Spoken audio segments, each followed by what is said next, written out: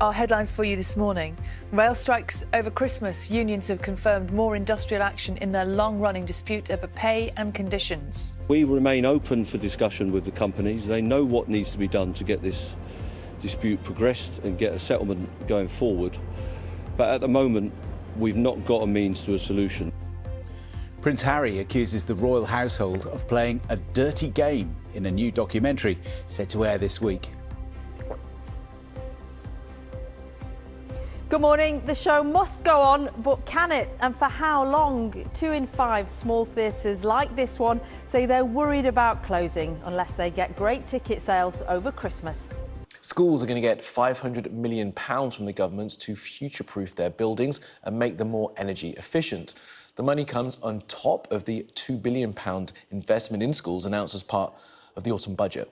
Well, the Education Secretary said it will help schools manage their bills more effectively.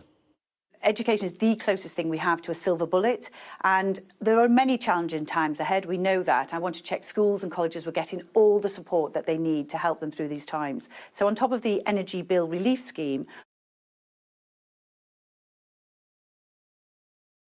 Charity is warning that parents unable to afford baby formula are resorting to watering it down, and questions are being raised about the veracity of images used in the trailer for Harry and Meghan's Netflix programme.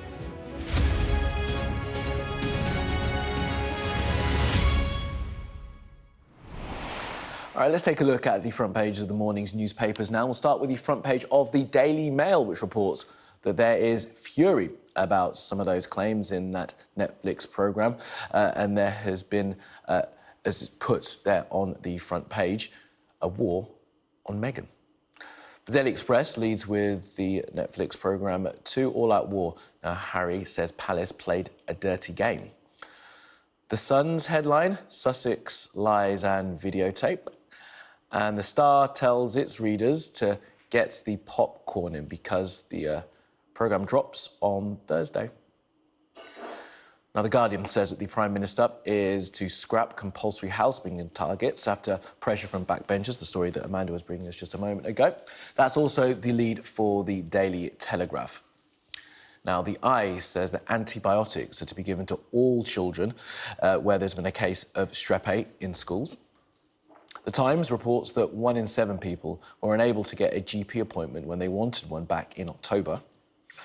The Metro has what it's calling a ghost train ticket scandal, saying rail firms are selling tickets for services that have been cancelled.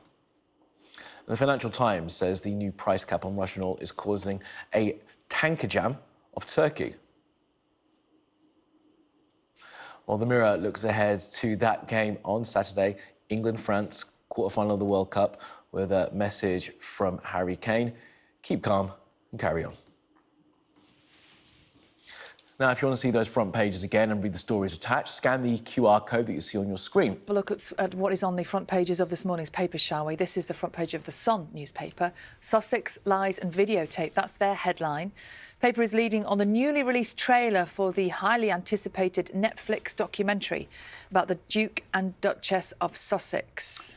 Meanwhile, the Express, who are also dealing with that story, they say that Prince Harry has declared what they call an all-out war with the royal family in the trailer for that Netflix film, saying they played a dirty game. The paper also says that footage of photographers seen chasing a car in the promotional clip that came out yesterday, used to illustrate the couple's claims about press intrusion, was actually from a different occasion. They've been going through, analysing frame by frame that whole trailer, haven't they? If that's what they're doing with the trailer, imagine the whole programme. Yeah. Times reports on its own analysis that millions of people were unable to see their GP in October, and another 2 million faced a wait of more than a month to get a doctor's appointment.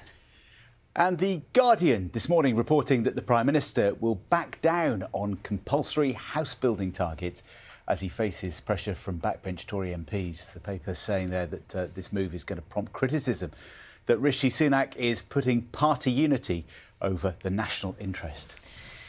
I'm going to show you a really remarkable dress right now. OK. You ready for it? Yeah. This is in the Times today, and it's a picture of the actor Julia Roberts wearing what looks like a kind of a red carpet dress. But if you look really closely, I don't know if you can see, it's covered in pictures of George Clooney's face. What? Yes, they're very, very good friends. They've been friends for years.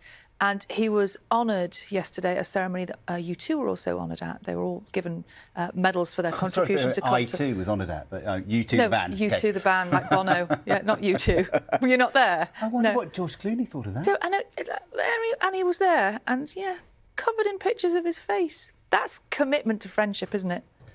If you had a handsome co-star, Sal, Oh, who's been a John, friend for years, I've and you're got looking a for a new handsome dress, co-star who's been my friend for years. Shall I do that next time? I'll do a Sally tie. Should I do John Kay pre-beard or beard? That's the question. A mix of both through the years. Yes, through the years. I love that. I'm more goblin mode myself, I think. I'm definitely goblin mode. Than Go Clooney.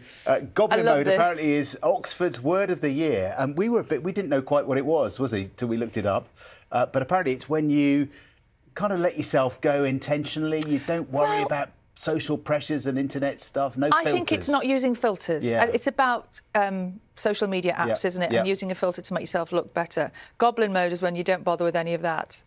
Which, Yes. yes. I'm feeling full goblin mode this cold winter's morning. We can definitely do goblin mode, can't we, John? No Quite well. filters here.